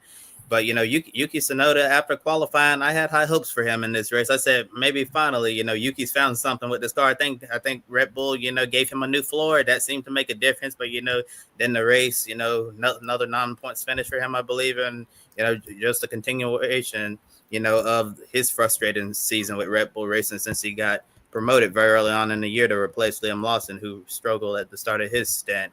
But I think, with the new team principal, Laurent Meck is taking over, that it's going to take some time for him to get up to speed and get this organization, back on track, because you lose someone like Christian Horner, that's obviously a big loss for obvious reasons. And I think they did the best that they could this weekend at Spa, given the circumstances. And as time goes on, I think things will continue to get better within that team. But outside of Max Verstappen, there's not really a lot for them to, be proud of right now, because they're really struggling across the board outside of what Max has been able to do. But I do think the summer break will come at a great time for Red Bull Racing. Also wanted to add one more point on this question. I think the summer break is going to come at a great time for a young rookie sensation in F1, which is Kimi Antonelli, who is, he started off his first full season in F1, on a high note. But, once we got to the European season, it's been, a lot of disappointing finishes. I believe he has 1, 2, 3, 4 retirements, and then, finished outside of the points today at Spa. And some of the comments that were made by Kimi, entering this weekend, that he was saying, since the European season, I've been struggling to find confidence with the car, and I feel like I've done a step backwards. And he said that he feels like that he has no confidence, when pushing. And also part of me makes me wonder, him and George Russell don't have contracts this year. Kimi Antonelli, is really, really young. A lot of people feel like he's been rushed up, way too soon to F1. And after a strong start to the season this year, everyone who felt that, including myself, were silenced. And then, struggling, to get results with the car lately, not having a contract under pressure, wondering if Max Verstappen is going to come over, and potentially take your place next year or anything like that. It just feels like, Kimi Antonelli is, really been eaten alive by the pressure right now, been in Formula One. So I think that this will be a good reset for him as well with the summer break. Summer break, I think it's going to be a great opportunity for Red Bull to especially just get that chemistry going between the new changes since Christian Horner left, the drivers, the mechanics, try to get all on the same page. I think you saw a little bit of how they were able to use this mini break to get it to where Max Verstappen, really just the nature of the race, stuck in 4th place. Yuki Tsunoda had some highlights, but still one of those deals where it just seems like Max Verstappen is going to be the one person carrying the team. With that said, though, all the other teams are going to be working throughout the summer break and what they can, because there's a lot of rules of what they cannot do during the summer break. But I think the big thing is just making sure everyone's on the same page, because after the summer break, you got September, October, November leading up to the championship. Might be an all McLaren battle, but what I think the teams will be working on is just trying to position themselves to be a stronger team overall. Red Bull, maybe start looking into the 2026 car. The constructors is clearly out of the picture. But I think the big distraction, so as you mentioned, Kobe, what's going to happen with Max Verstappen, that's really going to be, I think, the missing key for Kimi and George, future in Mercedes, how secure they are. It's going to be a lot of fun to see what happens after the next race over at Budapest, Hungary. Yeah, absolutely. As far as this question is concerned with Red Bull, they just got to figure out how they can make that car pass another car. Like, the car is perfectly fine in clean air, and I've been saying this since Australia, that they don't know how to pass with that vehicle right now. And, I think to further that point, Yuki Tsunoda qualified top 10 this week. Looked like he was on his way to a strong run.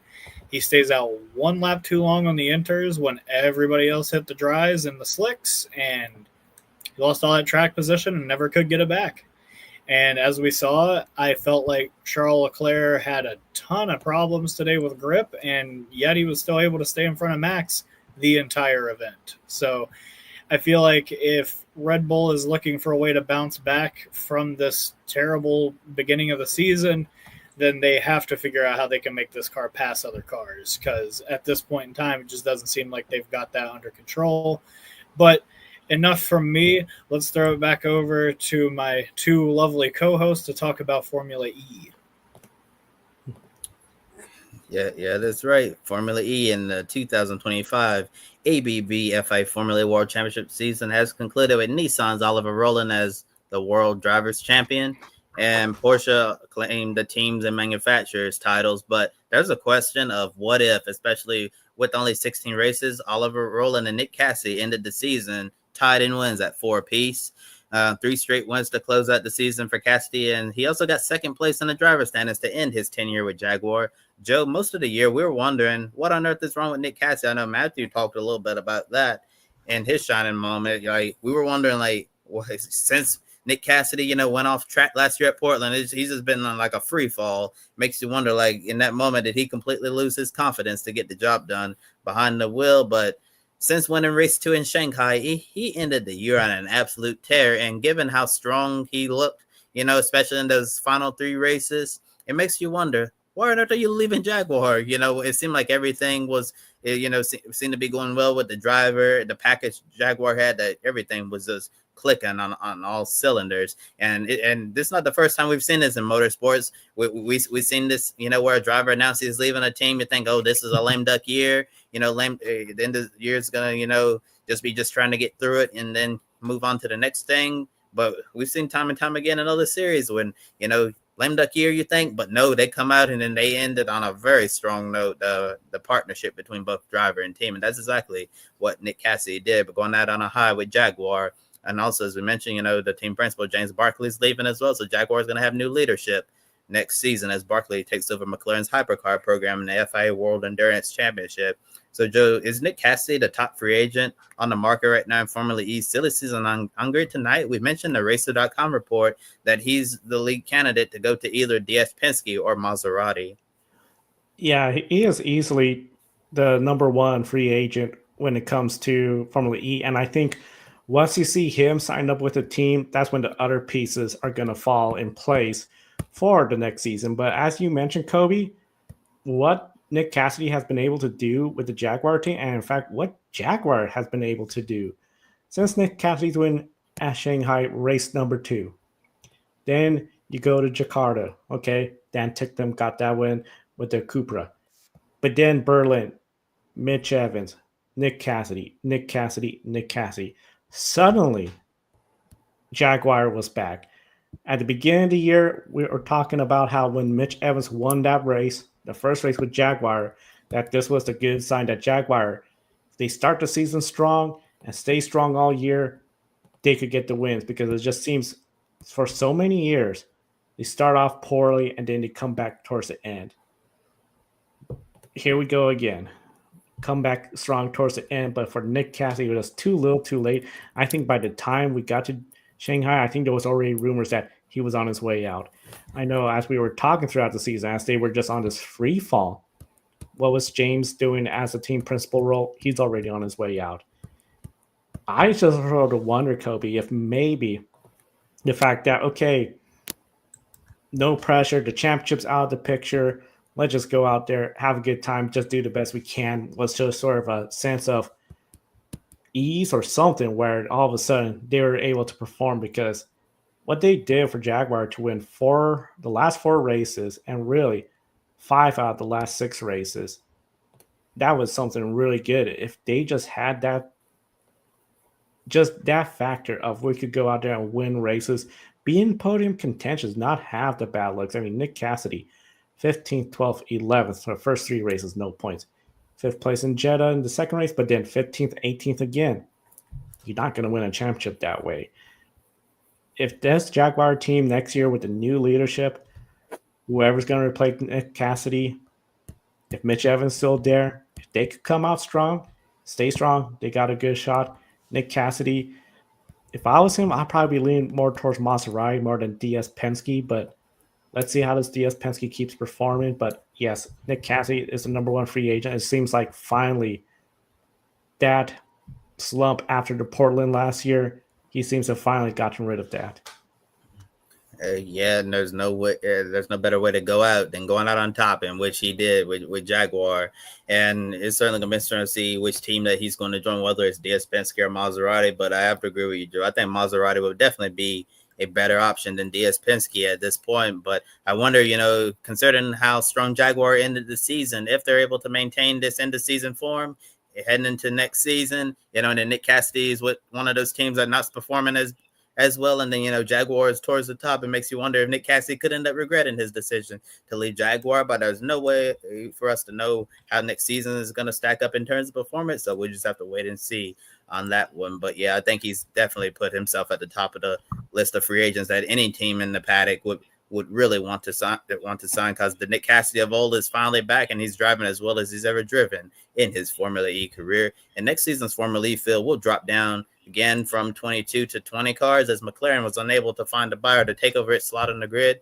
The team is set to shut down, and McLaren's final Formula E race today was definitely one to forget with double retirements for both Taylor Barnard and Sam Bird.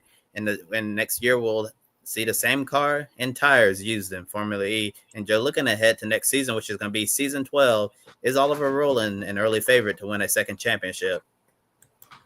Oliver Rowland, Formula E, he could easily be a two-time champion. It's amazing to say that Formula E has still only one two-time champion, John-Eric Verne.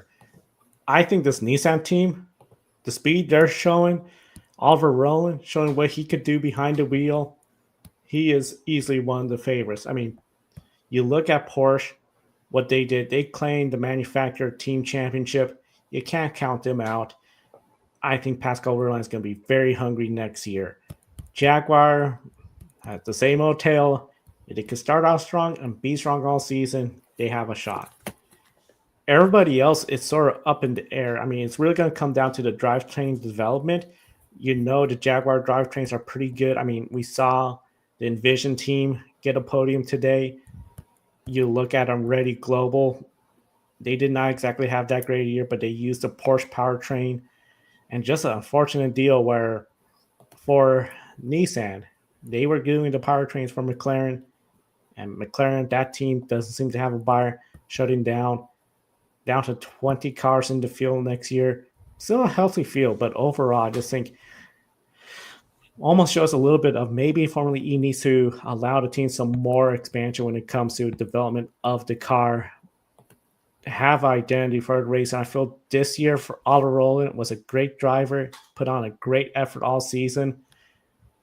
And the racing I felt got a little bit better. We saw less of the Peloton style racing. It seemed 2 years ago when Portland was the ultimate Peloton style draft track, pack racing, everybody either loved it or hated. And then last year it seemed like almost every race was Peloton style. And I think it got to the point where people just sort of got tired of it. This year it was a little bit more at the Formula E we anticipated, but Oliver Rowland, consistency, 4 wins early on, that got him the championship. But the question will always remain, if there was just even another double header, Nick Cassidy, what could he have done? What could Jaguar have done? But that is a what if. The facts is the facts. 16 races, and Oliver Rowland is your Formula E champion. Yeah, I thought Oliver Rowland did a really good job this season to win the championship. I know he went out at the end of the year, kind of out on a whimper, with some unfortunate results and all of that. But it still doesn't take away from the strong first half of the season that he had. And then the second half of the season wasn't as strong, but, he was able to be as consistent as he possibly could to, lock up the championship early and then, able to enjoy, his home on London E pre-race weekend. And, given the fact that you mentioned, Joe only have one other multi-time, Formula E world champion in history, been John-Eric Verne. Given how competitive Formula E is, I think his chances of, going back-to-back next year, probably going to be really difficult. But I think we'll probably see another different Formula E champion next season. But if Nissan, brings a strong package and Oliver Rowland can do what he did this year, and continue to step it up, I don't see why he can't contend for a second championship in a season that, as we both said, Oliver Rowland proved a lot of us wrong, that he can be, that elite driver in Formula E and be one of the main contenders for race wins and championships on a week in, week out basis. So definitely have to tip your hat to what he was able to do this season as we close out the year in Formula E, the first series in the grid ranking to conclude its season. First one to conclude its season. Let's look at the grid ranking. Top 10, and overall Alex Palou continues to lead. His big win puts him one step closer to the grid ranking world championship. Only 14 positions left in mathematical contentions for the grid ranking world championship. The 2024 grid ranking world champion Pecco Bagnaia mathematically eliminated today 8 NASCAR drivers, 3 supercar drivers, 2 Formula One drivers, 2 IndyCar drivers, and 1 MotoGP rider, and 1 World Rally Championship driver, left in contention. So 17 driver riders in contention for the grid ranking for World Championship. Kyle Larson moved up to the top 10. Elfyn Evans fell out of the top 10. Of course, World Rally Championship has the shortest season, but Elfyn Evans, their big competitor is Sebastian Ogier. In IndyCar, everyone's biggest competitor is Alex Palou. Still could get 11 wins. Portland, he's won there before. That could easily number 9. But the Milwaukee Mile, Nashville, he already got 2 oval wins this year. Tanner, do you see 11 wins this year for him?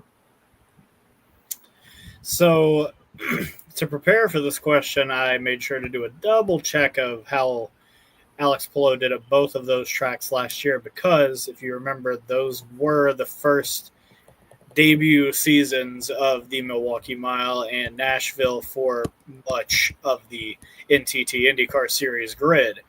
And Alex Palou was kind of mid at Nashville, so I think it's kind of impossible to tell if he'll be able to come back and be formidable there. But at Milwaukee, he did come away with 1 top 5, and then I believe in the other race he had some sort of technological snafu that plagued him, even like coming to the green flag. I don't even think he started the race on pace with everybody else. I think he had to start behind the garage, or behind the wall in the garage, I should say. So I feel like with how they've been running this year, it's certainly possible for him to get to 11, but that would be Palou ending the season on a 4-race winning streak to take the record, which would be really cool to see, don't get me wrong, but I do think it's extremely unlikely it happens based on his record at these tracks. Kobe, do you have any other thoughts on that? Tanner, I think I have to agree with you on this. And, it's not trying to take away what Alex Palou was able to do, winning 2 races on ovals, obviously the Indianapolis 500, and then winning on a short oval for the first time. I think it was race 2 at Iowa. Yeah, so definitely don't want to take away from it there. But, still, although Alex Palou, gotten a lot better on the ovals, I think it's really a toss-up to say, that he can go out there and win Milwaukee or Nashville. If I had to pick one, I would say he probably has a better chance of winning Milwaukee than he does Nashville. I'm still looking at Team Penske to get 1 IndyCar win before the season is over. I think it could either come at Nashville or Milwaukee, looking at Penske or even Malukas or even Ferrucci in the AJ Foyt cars, the Penske and the Penske affiliated cars. I think they're probably going to be the favorites on the final 2 oval races of the season. But I think, getting number 9 next time out at Portland, I think that could be an easy layup for Alex Palou. But 10 is going to really depend, on the circumstances, the track position and how well he gets on at Milwaukee and Nashville. I think he can definitely get 9, Portland, but 10, I think that's going to be difficult. Can't put it past him, getting one of those ovals. But 11 wins, I think that's going to be a tall task. To get 4 in a row will be a huge task. I think Portland easily is going to be a track where he's looking at a win, getting number 9. It's going to be hard to overland, especially if Palou was to win at Portland. And the thought that Penske will be entering the 2 ovals winless, I think they'll be going all out trying to get a win, because they would not want to have a winless season with the caliber drivers they're having. But, of course, anything can happen in the grid ranking and all the series next weekend. Formula One, NASCAR, and World Rally Championship. With that said, Cody, let's go ahead into our one shining moment. Yeah, time for our grid one shining moment. After we've almost been on the air for nearly 2 hours, but there's been a lot to talk about this weekend. In motorsports, there's quite a few shining moments that you can choose from. I think of one shining moment that's probably going to be so obvious that we talked about at the very top of our show, but let us know down in the chat below now or later on replay. What's the one thing that stood out most to you from this racing weekend? And starting with you, Tanner, what's your one shining moment? I am going to shine a light on Bubba Wallace's good luck charm, the Cookie Monster. Now, for those of you that are unaware, Sesame Street is a children's program that many in America have come to adore over the last 50 years. And unfortunately, Cookie Monster's program, Sesame Street, has endured some financial hardships in recent weeks, recent months, since a particular political turnover happened.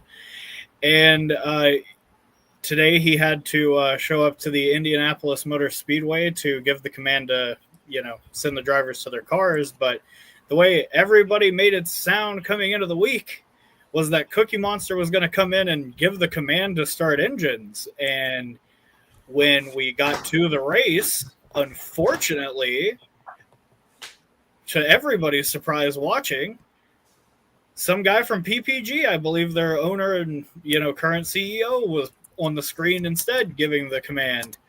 And I found that profoundly disappointing. Now, I'm not going to pretend like I know exactly who made the call for that to happen, for that swap on television to happen, but I do have a suspicion that TNT, who is owned by Time Warner, who recently lost the rights to Sesame Street or voluntarily abdicated them, I have to imagine that may have played a factor in all this. But even with all that pre-race hubbub happening, it didn't dim the light that ended up shining from the day where Bubba Wallace, who was the entire reason why Cookie Monster was at the race this weekend, Bubba ended up going out and winning the race for his felty friend. And I think everybody that is, really interested in having the Cookie Monster at the NASCAR track was really pleased by the fact that Cookie Monster's good friend Bubba was able to go out and win for him while he was at the track today. That's a great shining moment. When it comes to my shining moment, I'm going to stay with the Brickyard 400, and it's going to be a shining moment I'll be talking about on the Women in Motorsports as well. Catherine Legge, what a race for her. If you caught our program, Women in Motorsports, on Friday, me, Emily, we're talking about how big of a challenge it's going to be.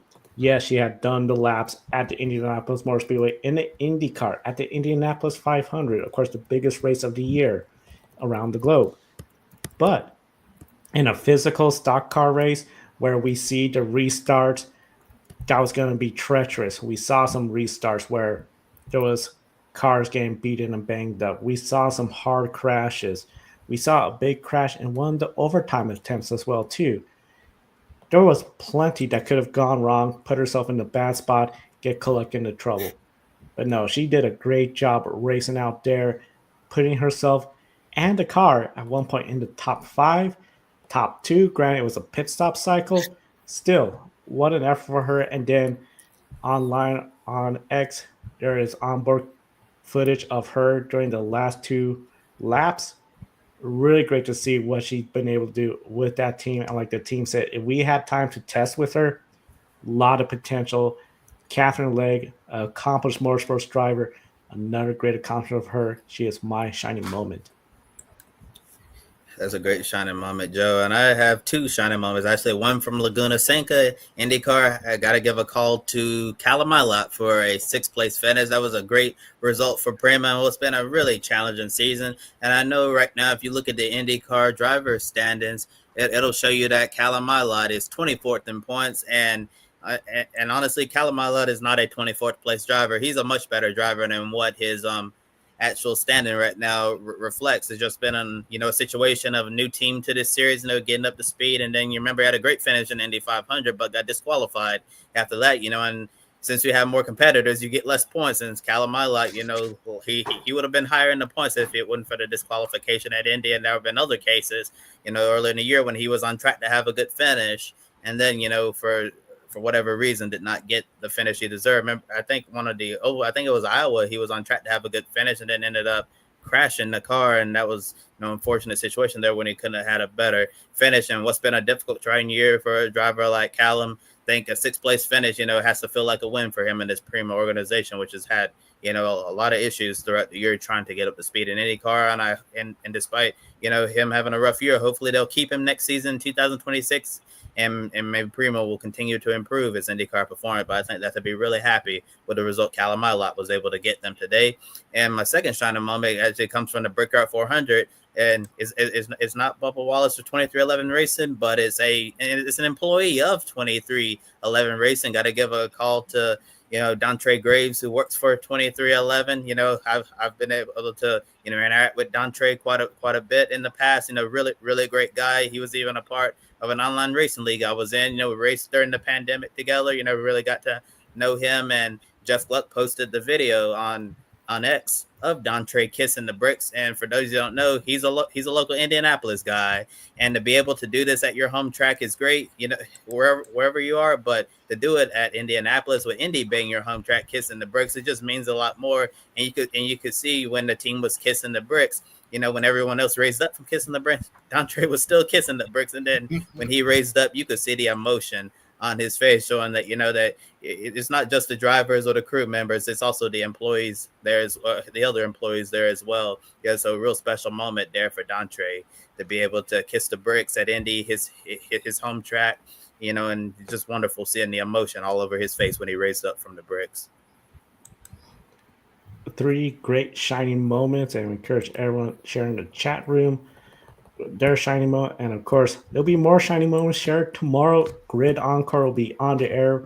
Ben and Brandon, plenty to talk about from Lucas Oil Indianapolis Raceway Park, which had the ARC Menard Series, Truck Series, NASCAR Xfinity Series at Indianapolis Motor Speedway, plus Indy Next, a wild finish to the Indy Next race at Laguna Seca, plus Formula 2, Formula 3 at Spa, Belgium. So plenty of coverage tomorrow.